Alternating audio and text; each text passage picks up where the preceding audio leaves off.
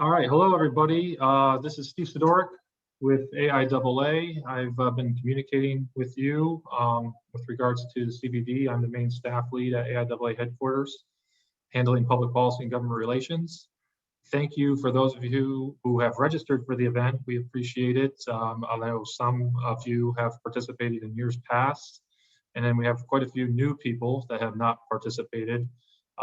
This is one of our bigger events of the year from a public policy standpoint. This year is going to be very different, obviously, given the pandemic. We are doing this entirely virtual, and we're doing it over the course of 1 week instead of a single fly-in day. We do hope that this approach will enable more people to participate in the events and for us to hopefully reach more offices as well. So the point of today's session is really to get you up to speed on just CVD in general about the event, what state teams should be doing to prepare for the event, and other, go through our key issues, which is what we'll be discussing in our meetings. And we will have some time at the end to answer questions. This webinar is being recorded. I'm going to post it hopefully later today, if not earlier next week, onto the CVD landing page. So if you want to watch it back, you're able to. And then for those of you the registrants aren't able to make it today, they'll be able to watch it at another time. So before we move on to the actual slides, I want to recognize a few people who are helping me with this presentation today. First, we have Matt Angiulo, who is our Advocacy Working Group co-chair on the Public Policy Committee. Our other co-chair of that working group, Robert LaBranche, is on the call. And we have Steve Dunn, who is our co-chair of the Key Issues Working Group. He works with others to help develop them on an annual basis. And then we have Tim Dominic, who's the Public Policy Chair for AIAA. So I'm going to start by having Tim offer some remarks to everybody, and then we'll have Matt take it on with the actual presentation. So go ahead, Tim. Thank you very much, Steve.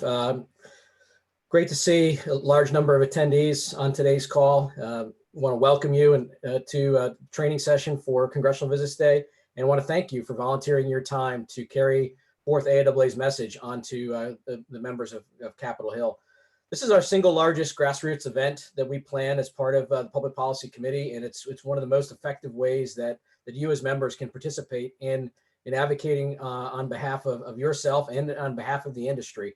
And it's really important for us to get our message and get a consistent message to as many members of Congress as we can, and really be a voice for the industry on Capitol Hill. So again, thank you very much for your participation. Really looking forward to the event this year. And I'll let Matt and Robert take it away. Awesome. Thanks, Tim. So the agenda for today, we're going to talk about several topics with regards to Congressional Visits Day. First, I'll provide you an overview. What is the event and how exactly do we deliver our message to Congress? We're going to spend some time talking about our 2021 key issues. These change every year, and as you know, this year has somewhat been unprecedented. We've updated our key issues to respond to some of the urgent needs of our industry based on this last year. So we'll spend some time going through those. And again, this is the message that we're sharing with our legislators. So it's important that we all understand them and can speak about them intelligently. Following that, we'll get into the nuts and bolts. How do you schedule meetings with your legislators? What's the flow of the meetings? What's the work you need to do to prepare? How do you execute the meeting? And then when we're done, what sort of follow-up work do we do? And then we've got a couple slides to talk about the many resources that are available to you, either online through your state captains or deputy directors. And with that, we'll get into the CVD overview. So what is Congressional Visits Day? Tim alluded to it. I know many of you participated in the past, but this is an event where all our members from across the country, students to professionals to retired, schedule meetings with their legislators in Capitol Hill, and we talk about the key issues facing our industry. It gives us an opportunity, you know, as engineers and constituents to express to our lawmakers why aerospace is so important in our communities, why it's important to the nation. What are the applications of technology that perhaps they don't either aren't aware of and how does it benefit life in this country in general? So it gives us an opportunity to speak for our industry, to advocate for what we're passionate of, and who better to live that to deliver that message than those of us who are the engineers and the scientists that create the technology that work in there day after day. So part of it is education, to train and to help teach our lawmakers about these technologies and why they're important, and then also to speak on behalf of the industry so that our nation can benefit from all the many benefits that our industry brings. So we do have a lot of members who participate in this event. You can see our numbers from 2019, where we had 174 members from across the country. Over 60% were students. Historically, this event is very popular with students, and we're very grateful that you guys are involved. In 2019, we talked to 36 representatives from 36 states, had over 275 meetings. This year, given the virtual nature of the event, I'm expecting those numbers to grow. I think we're already seeing more members participating. And as Steve mentioned earlier, we have a full week to conduct our meetings. So we are trying to make sure that the state teams speak to as many congressional districts as possible so we can get our message out to as many people as possible. So all of you are critical to the success of the event, and I thank you for your willingness to participate and to move forward. So this is shaping up to be a very exciting year. So there's a few key events that I'd like you to take note of. The first is the formal training session that'll be on Thursday, March 11th. And you can see the agenda here. First, we'll be welcomed by our Executive Director, Dan Dumbarker. Tim Dominic, the Public Policy Chair, will also provide a greeting. And again, we're going to go into the key issues again because it's worth restating that the key issues is the message that we're sharing. These key issues have been, they flow up from the technical committees and from the members. They come from the Institute, but then they're approved by the Board of Directors, and they're designed to represent the industry at large. And a lot of effort by Steve and his working group go into crafting this message. So it's very important that we all understand them. And then we have a couple of guest speakers. First, we'll have Kate Craw-Miller, who's the Vice President of Government Relations at Jacobs Engineering, and she'll talk about, from an industry side, how do the professional government relations people work with Congress to share the message and communicate with them. We'll also then, from the other side, get some remarks from the Senior Policy Advisor for Representative Bill Posey. It's Rick Podoliska, and he'll talk then from a legislative side. How do they conduct the meetings? What are they looking to get out of it? And then both of those individuals can give us comments and feedback on how we can be most successful from both sides of the coin. So that'll be very enlightening and interesting. We're also going to do a couple mock meetings. For those of you who are new, there's often a question of how, what's the right way to go about this? Can we see an example of a good meeting? So we'll present that to you so you can see what we're going to ask each of the teams to put together and do. We'll also show some examples of what not to do. So that should be educational and hopefully a little entertaining as well. Now, the latter half of that meeting, you can see there's time for the state teams to get together.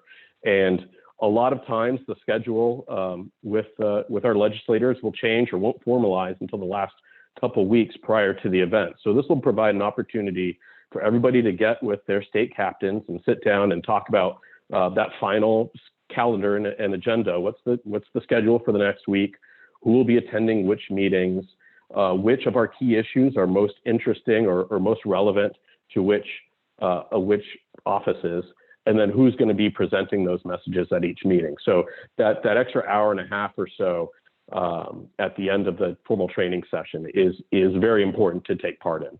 So please mark your calendars to take advantage of that training session.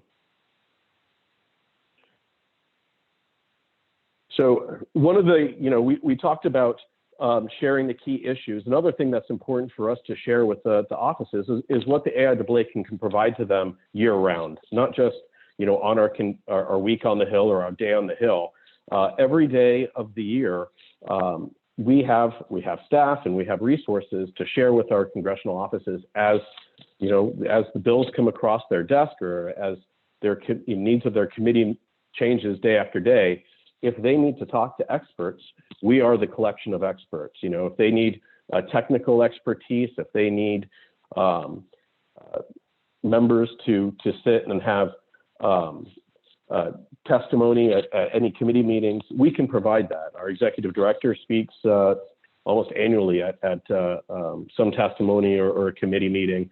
And then we've got staff through Steve Sidoric in Reston, Virginia, who can be present and reach out to the offices regularly. And then, of course, throughout the year, we are their constituents. So it's important that our offices know that they can reach out to us to know any particular issue that's coming. How does it affect our local communities? We are their resource. We are their connection for that. So we have a wide variety of experts and information available, and making sure that they know that and know that they can reach out to us is one of the main objectives that we're looking through in Congressional Visits Day. And the relationships that you'll be building through the course of this event will enable us to be present and to be relevant in policy matters for our nation. Okay, so there are several benefits of the public policy. So again, Congressional Visits Day is kind of a one-day or one-week event. That said, it's a year-long activity. That's why all the sections around the country have public policy officers. And this event helps those officers and helps our communities make relationships with our offices, so that AIAA is just not another acronym in an organization. That we are constituents, we are experts, we are the people, and making sure that our legislators know that they have this valuable resource in their districts. We also, through the event, it enables us to advocate for the health of our industry, and who better to deliver that message than those of us who are passionate about the technology and are passionate about the work we do. And it's a valuable opportunity for us to share that passion with those offices who may or may not be well versed on aerospace and defense issues. And so public policy through the AIAA, whereas most of the activities are member focused, this is one of the few areas, or one of the areas of the AIAA where we reach out outside of our organization and affect our communities at large. Okay, so again, what are we trying to accomplish? We've got the key issues that, again, these represent the most important issues facing our industry. Most of the benefits of aerospace and defense, they're not just, they are jobs for all of us, but they also provide valuable resources to the nation, valuable technologies and capabilities. And these key issues are things that are going on either through policy in Washington or other issues that's affecting our ability to produce and generate those benefits. So it gives us an opportunity to share those key issues and make sure our legislators are aware. What's putting all those benefits either at risk or challenging us. It gives us an opportunity, again, to bring it back to our communities and say, yeah, this is a national issue, of course, but did you know that it also affects, these many companies here in our cities and in our states, and this, amount of jobs and this number of income to the state is generated by some of these important technologies and programs. It gives us an opportunity to work with those offices and build relationships so that they know they can reach out to us, and we can communicate with them and give them it's a grassroots program where we can make these issues and this industry relevant to offices that may not have realized how big aerospace is in their districts. And again, this event is either a day or a week, but as we build those relationships, reaching out to those offices, reaching out to the staffers and the legislators themselves on a regular basis is something that we strive to do. as we plan events in our cities, as we send out our newsletters and communications, through the relationships that we build through CVD gives us contacts in these offices for us to communicate on a regular basis and let them know what's going on with the AIAA in the area. They actually do many times ask to be included in our communications and like us to reach out on a regular basis. And by starting those conversations and building those relationships, starting at CVD, reinforcing it through Augustus or Aerospace events, and then regularly throughout the year, is just a way that we can continue to be relevant and continue to bring our issues and bring advocacy in front of them on a regular basis.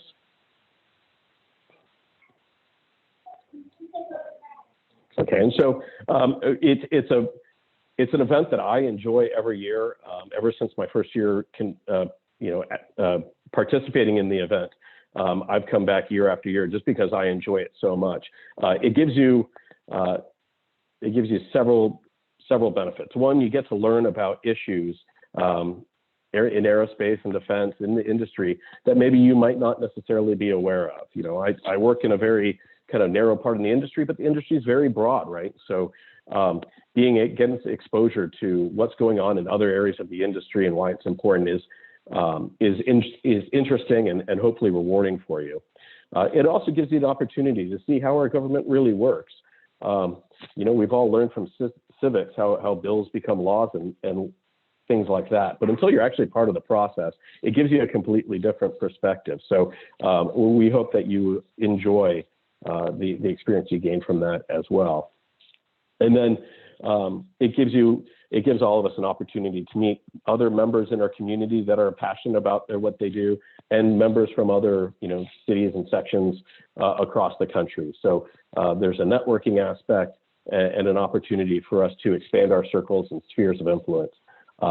So all in all, it's one of the keystone events for the Public Policy Committee, and I think it's one of the best AIAA events year-round, in my opinion. And so with that, I'm going to hand it over to Steve Dunn. Steve is the co-chair for the Key Issue Working Group, and he and his working group have been working on the key issues, crafting them, making them relevant and up to date. And so Steve's going to spend some time and go through them with you right now. So Steve. Okay, I appreciate it. First of all, I'm teaming with Ian Boyd to chair this group, and it's really not us doing it so much as working with all of you. It's we start out with the key issues from the year before, and then we solicit inputs from all our members, from our corporate members, from the Public Policy Committee, and then we put these together. So it's really truly a team effort. Even once we put them together, we're constantly iterating, and then this year has been different. We thought we had a pretty good set coming into the year, and with the pandemic, it really required us to kind of pivot and address the issues that were most important to our nation in this time. So we've really kind of revamped a little bit and created a kind of an executive summary to open up the key issues. And I'll walk through that initially, and then we still have our 3 pillars that really drill down into and with some specific recommendations.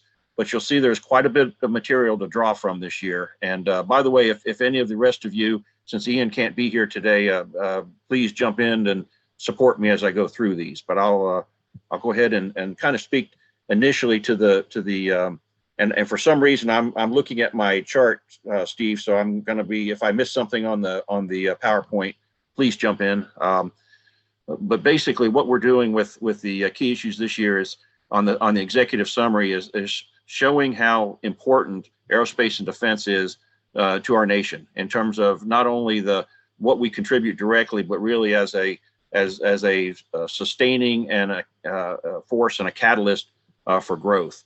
So Steve, I'm going to jump into the notes as I'm going here, but providing stable. And what we've done is we've taken the most important overview items from each of the pillars and put these in the key issues and the executive summary. And I urge each of you watching, if you can, when these are published, the AIAA editors have done a great job. There's a lot of material here in highlighting the key takeaways across the key issues. So providing stable and sustained funding for the entire aerospace and defense sector is one of our primary thrusts. Supporting initiatives for national and global cooperation to enable the commercial aviation market to return to full operation. And there's some specifics on that. Very, very important, huge part of our industry that's been really suffering. Continuing to invest in aeronautics and A&D, aerospace and defense research and development. This is really the source of our new technologies and products. It's our pipeline of new products to support the future. It's also part of what we use for improving existing products. Really important for job growth, addressing climate change, provided needed opportunities for many young people of all backgrounds. And those are really themes across all of these. We're really an industry, a broad, diverse industry, and we have a wide skill set. And we'll talk more about that when we talk about the workforce. Developing public-private partnerships at the national, state, and local levels to dramatically improve the STEM pipeline. And again, really our future is about people. So that's our future workforce is so important. And I want to note too, one thing that we've done as a group, not just our key issues, but working across the PPC and with some other subject matter experts, supplementing these documents or these key issues are some policy type information papers, and they are being cited in our key issues. So as we go through as you're going through and wanting to pick out matching what you want to talk about with your particular legislator, or maybe you split it up across your team to talk about different key issues. We also have some information papers that will provide you more depth and can be provided to the legislator if they want more depth. Okay, Steve, if I may jump in at this point, please. This executive summary is critical. I'm going to ask every state team in every one of your meetings to cover this information. This is the crux of the problem right now. Our industry, like many others, are struggling because of the pandemic. And we need the support of policymakers in Washington to help us get through this crisis. Now, at the same time, the industry has assisted the country through crises in the past, world wars, 9/11. So we are assisting right now, and the continued efforts to provide assistance through funding and make sure that we come out of this as a leader, especially when we have many adversaries and allies alike trying to take over this leadership role in aerospace and defense. We need assistance. And this is an important slide to know. This is an important talking point to leverage in your meetings. And then the following key issues, the pillars that we will discuss here in more detail, it's picking out one or two of those to discuss with the representative or the staffer for each office as it pertains to issues of interest to them. So we're not going to cover every recommendation, every issue in our meetings. You have a very short amount of time, so it's important to cover the main points, and then focus on a couple issues throughout the pillars that will resonate with that office. So I just wanted to make that point. Right. That's super. I'll also note what I do. I work the Virginia team, and I provide the packet of key issues prior to each one of my meetings. So they do have broader information because we do want to be a resource for them. So if there's something we don't touch on, or maybe we touch on and they want more information, when I provide the overall packet and they look at it, that may give them a little more time. They may have something else that we don't touch on in the meeting that they can get back with us. So yeah, that's a good point, Steve. Thank you. And one more thing, a couple of people have leveraged the Q&A tab at the bottom of the page. If you do have questions, you are able to upvote. So we are going to try to get to most of those questions. I'm answering some on the side that may not be necessary for the broader group. But if you do have questions, you can ask them there and we'll get to them at the end. Let's get through most of the slides first. So Steve, if you want to carry on with the next. Sure. And coming up next, the first pillar is funding stability and competitiveness. And again, we've had a long range challenge with continuing resolutions. And so one of our main foot stompers in the past has been trying to get back to regular order. And with the time of pandemic, it's really there's been so much disruption, and so we have some real challenges, including mounting budget deficits, trade policy uncertainty, supply chain disruptions. There's global competitors that are maybe trying to take some advantage of the situations. There's commercial development. There's a lot of exciting things going on, like commercial development and scientific research.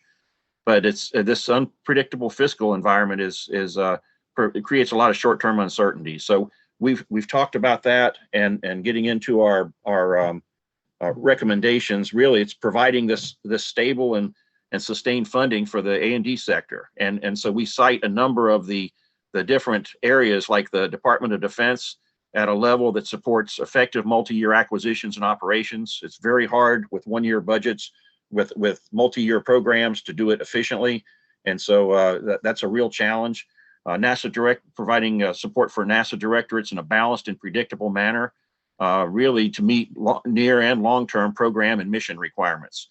It's and again, some of the same issues. It's just really hard to manage in year-to-year budgets, and we've had that since the late 90s. Supporting the FAA at a level that provide safe ongoing operations, to incorporate vital technology advancements to lessen climate change, and to lead collaboration with global civil aviation regulatory authorities. So the FAA's got a broad amount of work to do. There's a lot of new technologies coming at them that they're really working to keep the policy up with the technology development. Very challenging, and funding is disruptions. Bandwidth is one of their key challenges, and that's directly related to funding. Providing foundational and applied research in federal labs and universities, especially minority serving universities, at levels consistent with maximizing economic growth and dramatically increasing inspirational opportunities. While we have these in pillars, I think this points to a lot of what we do inspires young people to go into the STEM fields. So this is really, it's got a lot of benefit, not just directly, but also for the broader workforce, which we'll tag on. For streamlining the certification and defense acquisition process by tailoring oversight requirements to risk. This is essentially, managing risk as you're going through the process. A lot of that gets into how they're doing the regulations and producing along that R&D pipeline, and then once in operation. Accelerating the establishment of policies for advancing the development, commercialization, and integration of new aerospace technologies, often by small businesses and into the aerospace and defense supply chains. There's a lot of regulatory both impediments and good things that can help this process, and we've talked some about that in one of our papers. Examining A&D current and planned product supply chains to identify policy initiatives to address potential global threats and disruption. One of the things about our supply chains is that many of them are small and mid-sized businesses, and there's perhaps just a few key people in each one.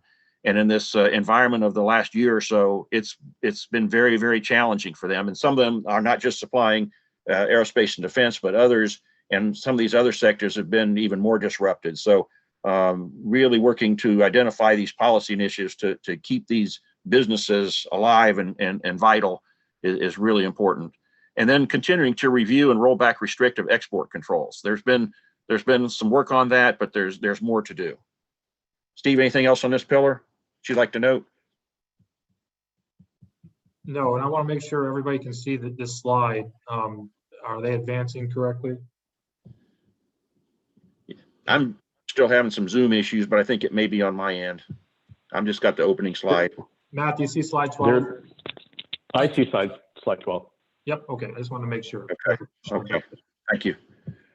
Nope. I think that's good. This is pretty simple. Pillar here. We need more funding. They need to, and it's hard during a obviously an economic downturn. There's a lot of priorities going across various programs in the federal government, but more funding to support the needs of these critical areas is always essential for us to meet our objectives and meet our mission goals. I think stability as well, because there's going to be a lot of polls for a lot of things with the budget deficit is getting larger, and there's going to be a lot of polls, and this is really our future. So some of the things we talk about, like this next pillar, research and development, is something that may not have immediate payback. And so sometimes that can be a ripe target, but that's our future. That's our seed corn, the new technologies and the new products. So it's something we really need to sustain. So I think that part of the message here as well. So you can see how these pillars tend to tie together. Research and development is that pipeline and innovation. Out of fundamental and applied research comes new technologies that get combined with existing technologies to produce new and upgraded products. The federal government has played an essential role in supporting this research and development across academia, industry, and other government labs. It's really an integrated process. We're seeing some exciting things with public-private partnerships. I look at some of the space work that we're doing. It's really sufficient and sustained R&D investments are really crucial to maintaining our preeminence in this sector, so in the A&D sector. So some specific recommendations are investing in we have it kind of broken out into a couple of kind of investing in the research and development, and then in the tools to do research and development. So in doing the research and development to protect jobs now, providing an opportunity for future employment and sustaining the future U.S. leadership position, we have some recommendations like supporting robust long-term federal research and technology initiatives in aeronautics and space. And there's a lot happening. There's always more need than there is funds. So, but this research is critical to meeting future needs. And some of these needs are not that far in the future, such as Artemis. Offering incentives for research by large corporations and small businesses, including the commercialization of that research into new products and services. There's a lot of research that's being done, but getting through what they call the valley of death. I don't know if many of you are familiar with technology readiness levels, but trying to get it from early research to where you can actually use it in the real world, out of the labs and into the real world, is a real challenge, and that's what some of these incentives are targeted at. Streamlining the federal government's A&D development process, again by tailoring risk acceptance to better align with potential benefits. So it's not just a linear process, but really thinking about each step and providing resources and skills at particular areas that are in most need, so that the overall process flows. We've had a real challenge with cycle times on new products, and that's aimed to be to help with that, as well as cost. Investing in the tools and processes to do this research and development, things like infrastructure, computational modeling and simulation, and experimental ground and flight testing capabilities, supporting federal programs in critical areas to accelerate innovation and technology transition from sort of like things like the federal labs, re-energizing the small business innovation research program across the government, which emphasizes new initiatives that address barriers and bringing technologies to the marketplace. It's really giving some small businesses and some new technologies a better chance of getting out into the field. And Steve, anything else you'd like to highlight on this pillar? No, and you're the research expert here. But again, as you can see, our key issues, that the pillars really do tie together, as Steve mentioned. It takes investment and funding stability. And then, obviously what we do is research and development, right? I mean, without that, you don't have these massive programs in development and use. And then obviously a workforce. Our workforce, we struggle at times with the younger generation, and STEM education is critical to that. And Steve's going to get into that next. But you need the workforce, investments in funding in R&D, and then stable funding from government, and that allows for a sound sector. So. Very good. In our workforce area, we're really trying to look at the whole cycle of a person's process, from when they're come into the educational process, and then when they come over into the workforce, and how they learn and grow across that whole process.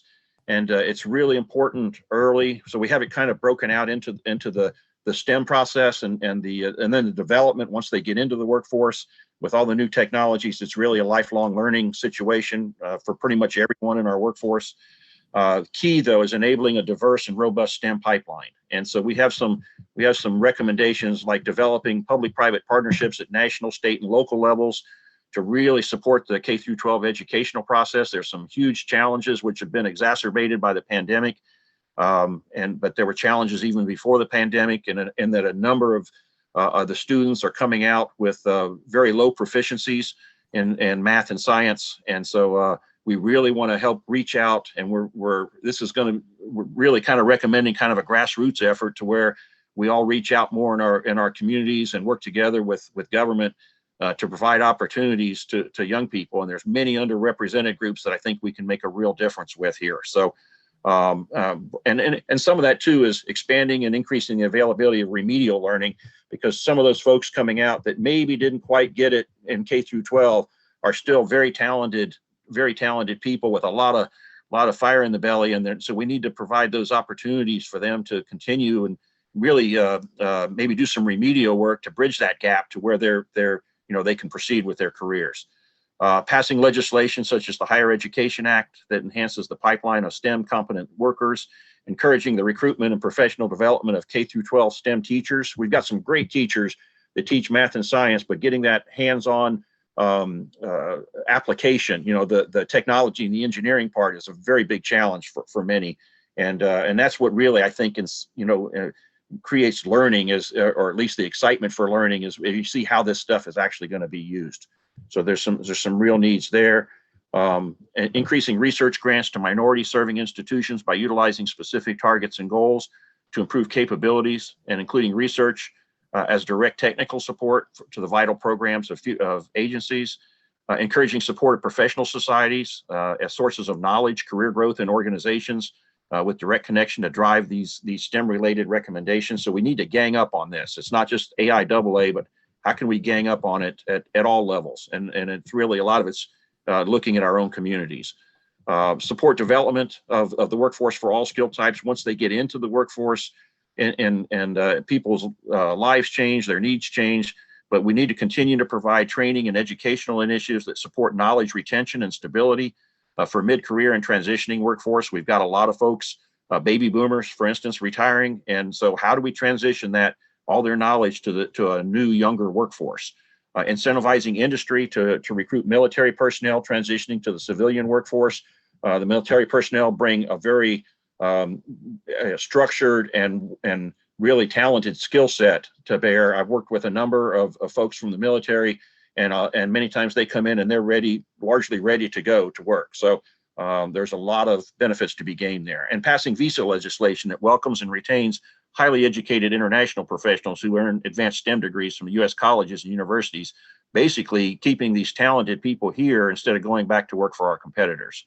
So that's kind of a quick run through. And I probably should have even been quicker, but Steve, anything else here? No, and we do need to move on. Thank you, Steve. Again, this is, you've received the key issue documents that provide all the detail.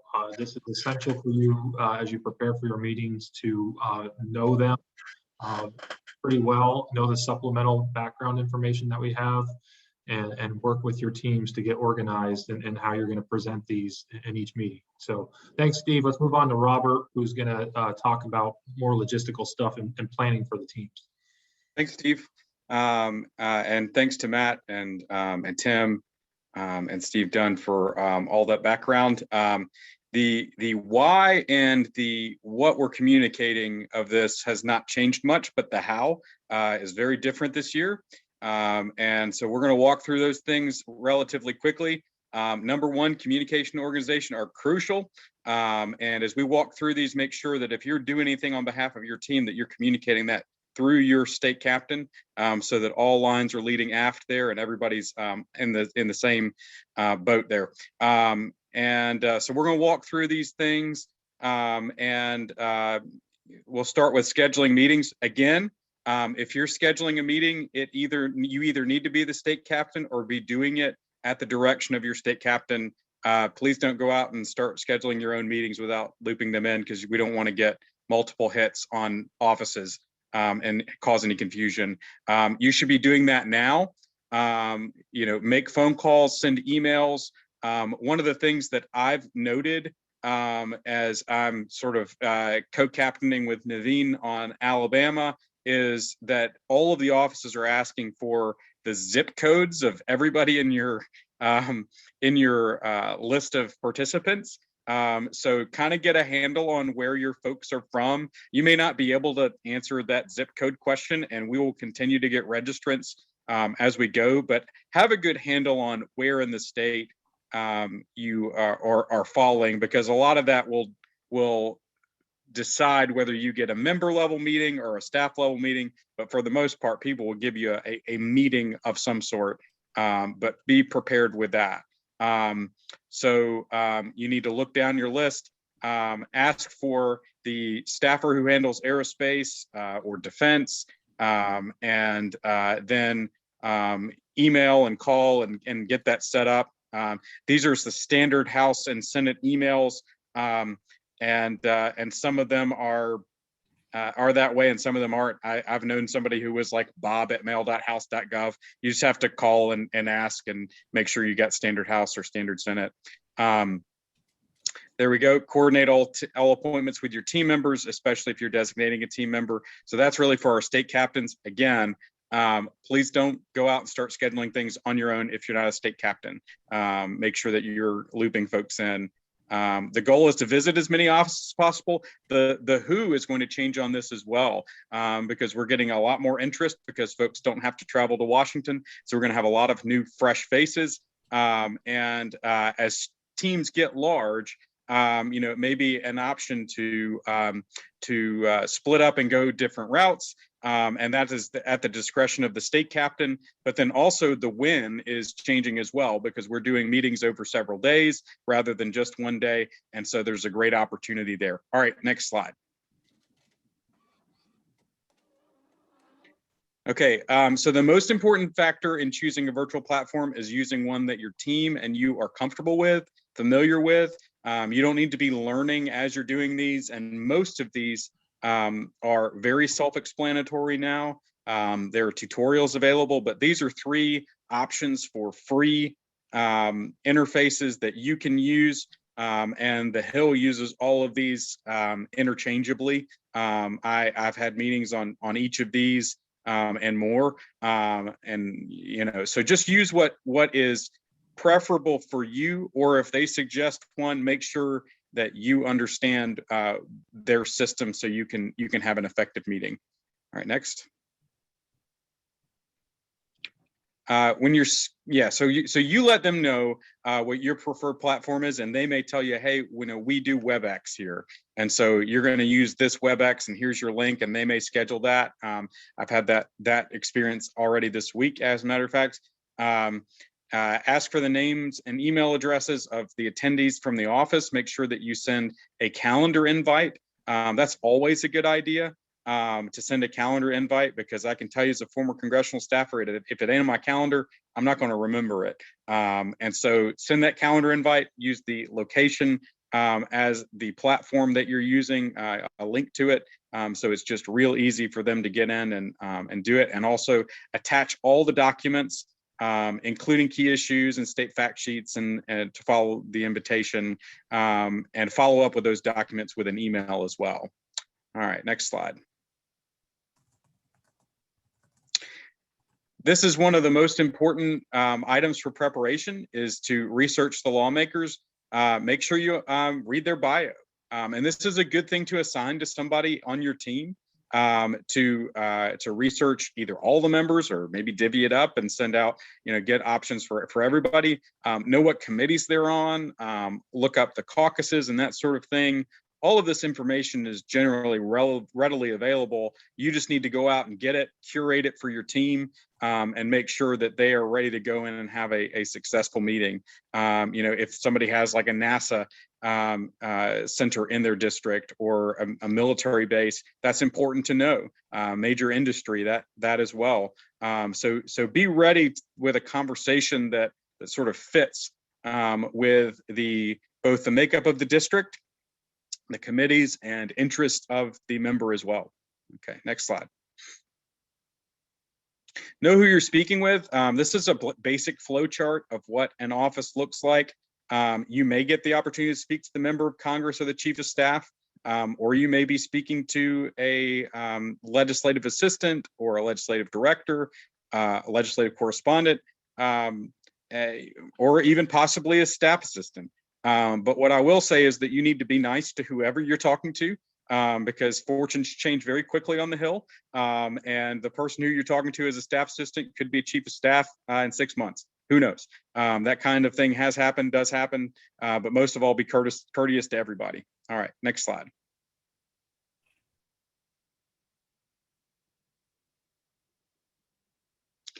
All right, so these are the pillars of making sure that you are having a good meeting. Research, make sure you know your audience. Select 1 or 2 key issues that may be irrelevant to the lawmaker.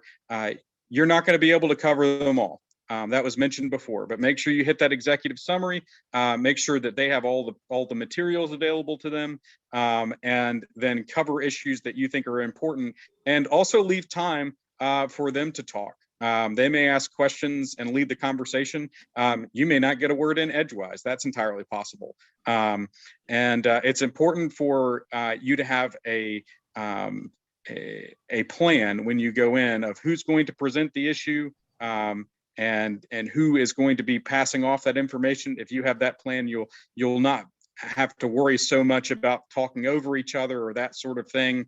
And that's important to make sure that everything looks seamless from the congressional side. Make sure that your presentation is well thought out and prepared. That's important because if you look like you're just sort of going with the flow and reading as you go, it won't look like you've prepared, and it shows sort of some disrespect for the folks that you're meeting with. And so make sure that you're on top of your stuff. Focus on AIAA. That's crucial. You're not here to represent Raytheon or Boeing or NASA Marshall Space Flight Center or Jacobs or anything else. You're here to represent AIAA. So make sure that focus is on AIAA's key issues. But don't be afraid, if they ask you what you do, to give just a 2-second elevator pitch about what you do, because that's important to draw those personal connections. Be yourself. Nobody's expecting you to be a professional lobbyist. And the staffer knows that as well. This is a citizen effort, and they are familiar with all types of citizen efforts. And so if you just go in and answer the questions as best you can and say you don't know when you don't know, you'll be in good shape. And most of all, have fun. This is a really interesting way to get a window on what Congress works like. So that's all for that slide. Next one. All right. We talked about before the setup, that kind of thing. I think this is sort of rehash a little bit. Start the meeting by introducing yourself. Make sure that they understand who's in the material. Remind that they are in the room, and remind them about the material. They've usually met with small meetings, and so virtual meetings are no limit. So make sure that you're ready with who's going to do the talking. And remember to be flexible and have a plan if you've got meetings stacked, to have somebody peel off with a group and go meet with the next group if you need to. Next slide.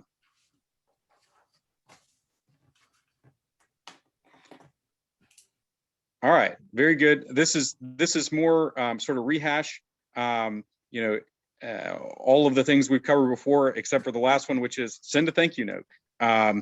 Make sure that you're showing appreciation. That gives another touch to that member or staffer that says, hey, you met with me, I appreciate it, I can be of value to you. And that kind of thing is very well received. Make sure that you're focusing and paying attention. That's all great. Be in the room when you're in the room, and be responsive to questions. Okay, next. These are some basic do's and don'ts. I think all of us have sort of gone through Zoom meetings for the last 9 months, and the important things are, be ready, understand, how your platform works and use it appropriately. The other is treat this like you're walking into their office, and make sure that you are courteous, be there on time, and listen to them as much as you're talking. All right, next.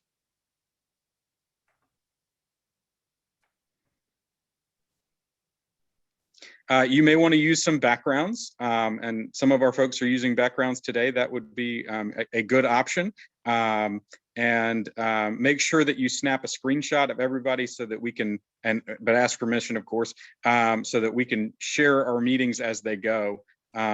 You know, typically we would have had, you know, group pictures at the end, and we're not able to do that this time. So, but make sure we have that that sort of record. Okay, next. Send a thank you note, providing information that wasn't, you know, you didn't have available to you, or defer to Steve or others to make sure that this is a good touch when we get in touch with these folks. And make sure that you report back with your feedback. Your state captains will know how to log that, and you may be assigned to log that information with us so we can get a record of your visit. And then we want your feedback as to how this goes. I would assume that in the future we'll have at least a combo of virtual and in-person for CVD, and so we want to use this as a learning opportunity. All right, next slide. So like I said, there's a Survey Monkey. Your team captain will be responsible for assigning somebody to take care of those to make sure that we're having impactful meetings. Next slide. These are links to all of our documents, and you'll have those, and you should make sure that you know the full contents of them and deliver them at the specific times that we talked about. Next slide. These are the state captains. If you don't know yours, please reach out. Next slide. And there's the rest. All right, next slide. These are our regions directors, and they are responsible for recruiting and informing our state captains. So if you have any trouble, that's your next step. Next slide. All right, and the man who holds the bag, Steve Sidork, and back over to you, buddy. Thank you, Robert. I know we got through a lot of that quickly. There's a lot to get through in 1 hour's time, but I did want to allow a little bit of time here at the end for questions. We received a few, and I've tried to answer them throughout, but one in particular, the meeting time it will vary depending on which office you're meeting with. It may be only 15 minutes, but I would not allow for much more than 30 minutes.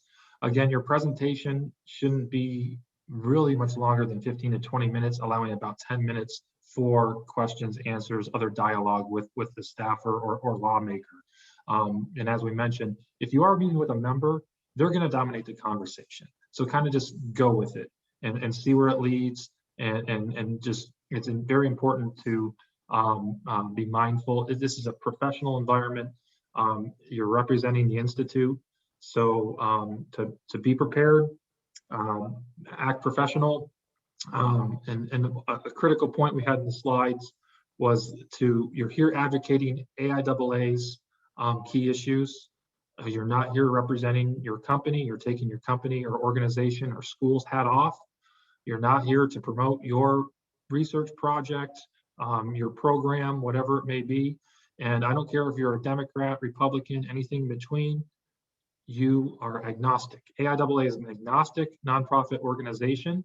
We do not, we have many corporate members with broad interests, and our professional members, obviously, over 30,000, all have differing views and work on differing programs and projects and for different companies. And so we are program and company agnostic. So please keep that in mind. This should not be a political conversation at all. Somebody asked about the state captains. I will go back to that slide. And if you have not heard from your state captains, we are advising them to reach out immediately to the registrants. If you have not heard from them, again, the slide deck and the recording will be posted on the CVD landing page soon. So, and I will send out the link and this attachment via email as well. If you haven't heard from your state captain, please feel free to reach out to them directly. And if you do not have a state captain and are have a bunch of questions, that last page with the deputy directors of public policy, feel free to reach out to them. You can copy me. We'll make sure everything's sorted out. There will be states without team captains. This year, we've somewhat struggled to get some of our state captains from years past to participate. We select our state captains usually based on their knowledge of CVD and understanding of the Hill and how this process works. But there are some new captains as well. So you're gonna have to bear with us. The state captains that are identified will be in touch. If not, we'll be on top of that. Please reach out to them. If you don't have a state captain, work with your deputy director of public policy, and we will make sure that you have all the information you need. Hey, Steve, there's a couple other questions that I wanted to go ahead and Yeah, answer. go ahead, Tim. That came through. One, a couple of you asked about needing to create a PowerPoint. You know, given that we're in a virtual world, do we have to create a PowerPoint? Absolutely not. You can, if you're going to share anything, recommend that you share the PDF files that have the key issues in them. That's all that you really need to share if you're going to share screen at all. But you're going to end up sending those in advance, most likely to the offices anyways. And so they're going to have those. Just develop your talking points through them. You don't have to worry about creating any new content. And actually, please don't create any new content. Work with the pre-canned content that we have for you. The other question I wanted to address, which was about scheduling meetings. Majority of the time for most of the smaller states, the state captain is going to handle scheduling the meetings and keeping everybody informed. For some of the larger states, it is possible that might get divvied up amongst a couple different members who've got some experience doing that. But for the majority, state captain will be taking care of that. In general, just stay in touch with your state captain. They will let you know the process that they want to do for that particular state. And I think those were the major questions that came through either the chat or the Q&A. If you have any other questions, I guess I would recommend reaching out to the teams all here, Steve Sidorik, myself, any of your state captains, certainly be your front line of defense for any question you've got. And that's all that I have. So thank everybody for tying in. Steve, Robert, Matt, and Steve, anything else? I don't have anything else, but I appreciate everybody for taking the time to join us today. And please, this is an educational experience. We want this to go smoothly. It's going to require effort to schedule these meetings with congressional offices. They're all working from home for the most part as well. So you have to continue to follow up, be patient, recognize this is a virtual event. The AIAA has not done this before. So as we said, there's going to be a lot of lessons learned. So the key issues are integral for you to understand, know which the members you're speaking with, the offices, touch on subjects of relevance to them. You're not going to get through every issue. You need to be prepared as a team going into this. We will have another formal training session the week prior to CVD. So we're going to dive into this in more depth here, and state teams will get organized, but that is the week before CVD. So teams and all the participants need to be prepared going into that formal training. None of this should come to a surprise at that point in time. And please remember the information papers. These are supplemental documents that accompany our key issue, so long as you touch on one of those relevant topics. So if you are going to speak about aeronautics and research and development, well, we have an aeronautics R&D platform paper that we issued ahead of the election recently. And we also have an individual paper, information paper, that can touch on that. So those are two documents you could share after the meeting with that staffer in office. So that's an example. I really don't have anything else, and we're pretty much running up against time. So I'm going to conclude this call. And again, thank you everybody for taking the time today to participate. We have several weeks left, so please reach out to your state captains if you haven't heard from them. Reach out to me if you have questions. All of us here are happy to help and make sure that this goes smoothly. So with that, appreciate my counterparts for running through these slides today, and we'll be chatting with you soon. Look for more updates from me in the coming weeks. Thank you, everybody.